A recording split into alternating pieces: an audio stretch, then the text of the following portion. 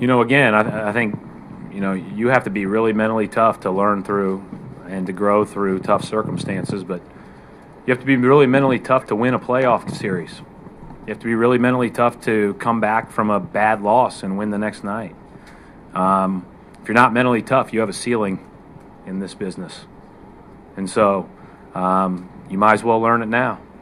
And, you know, I think that that's the biggest thing about it. You know, this is these kind of games and our response to these kind of games will tell me a lot about what we'll look like down the road. Welcome back to the Garden Report. This is Evans Clinchey with John Lemons. We're talking Celtics after a heartbreaking loss to the Sixers. Normally, second video, we want to kind of give some further thoughts on the game and kind of, you know, talk about our favorite players, favorite stats, but this was Celtics-Sixers. You guys don't want to talk anymore about a Celtics-Sixers game, right? All right. How about we kind of zoom out a little bit, talk about kind of the overall season outlook for the Celtics. They've lost 18 of their last 21, as I believe I've mentioned a couple of times already. They're now 15-33. They have the third worst record in the NBA, better than only Milwaukee and Orlando. That's it. Nobody in the West, not even Sacramento, I swear, we checked this. Are they really this bad? Like, can this really be? Well, I mean, if by this bad you mean will they finish with the same winning percentage? No. I mean, I think when you get Avery Bradley and Rondo back, and they start to click, and Rondo, you know, sort of knocks some of the rust off, I don't think you can add Rajon Rondo to the team and stay this bad, right? Okay. That's a good point. No, I think you're right. I think you're right. The other factor, and we were just talking about this, is the schedule. Yeah. January was brutal. They went on the road, on the West Coast. It was a lot of travel, a lot of really good opponents. That's not quite the case in February. Let's look at the schedule for this month. Orlando, Philly, Sacramento, Dallas, not bad. No. Milwaukee, San Antonio's really good. Phoenix is Milwaukee, good. They've won 8 And then Lakers, Kings, Jazz, Hawks. I mean, it's really a pretty soft month. Yep. And you can kind of see these things coming. I mean, like, you looked at the schedule a month ago and you're like, oh, January's going to be really tough. They're going to lose a lot of games. February, you look at the schedule, it's the opposite. They might actually bounce back a little bit. Yeah. They might be the 8th worst team in the league, not the 3rd worst. Like, these things can change based on the schedule.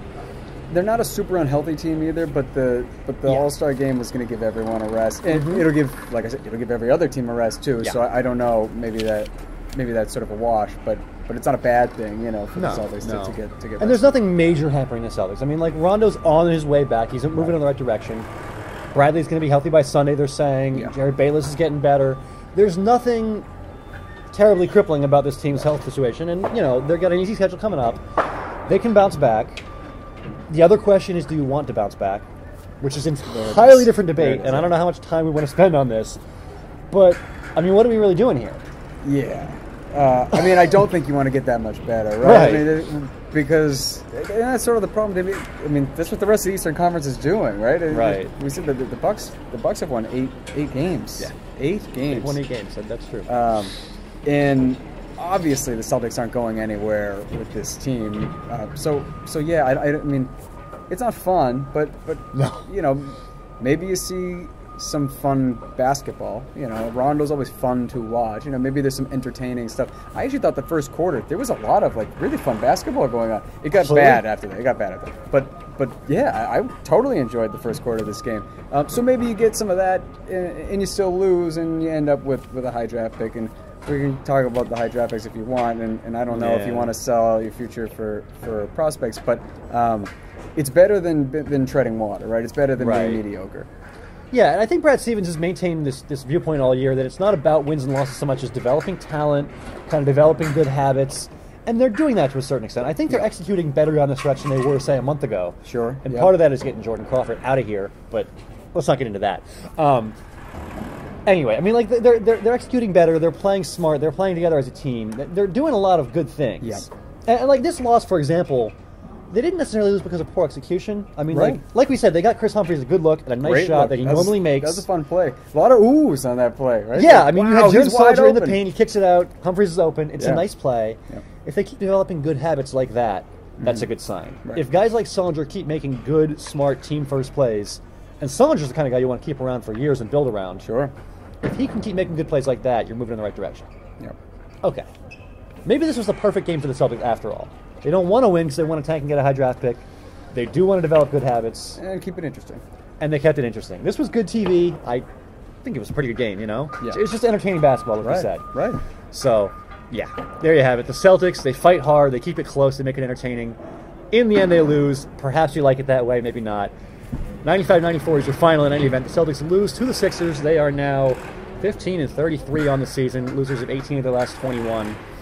This is John Lemons. I'm Evans Clinchy. This was the Garden Report on Celtics Blog and CLNS Radio. Well, like I said, I'm back against the wall. You know, there's nowhere to go but up from here. We just got to continue. It just seems like, you know, when things start going bad, they really go bad for you. It seems like everything that can go wrong goes wrong for you, and it did tonight, you know. I think our energy and our effort was a little better than it was in the other game, but it just still seemed like we were a step behind it. I mean, everybody needs to win. We need to win more than anybody. I think we're starting to slide down the hill. I think the main thing for us is not only trying to get a win, it's just getting all our guys back healthy and everybody playing on a rhythm. You know, we got to get Avery back. We got to get him back in our rotation and get him going. You know, Rondo's every other day according to back-to-back. So, you know, we just got to get everybody playing on the same rhythm. That's why I think these 3-4 days that we have in between our next game will give everybody time to rest their bodies, kind of get some of the nagging pains away, and hopefully get everybody back on the same page.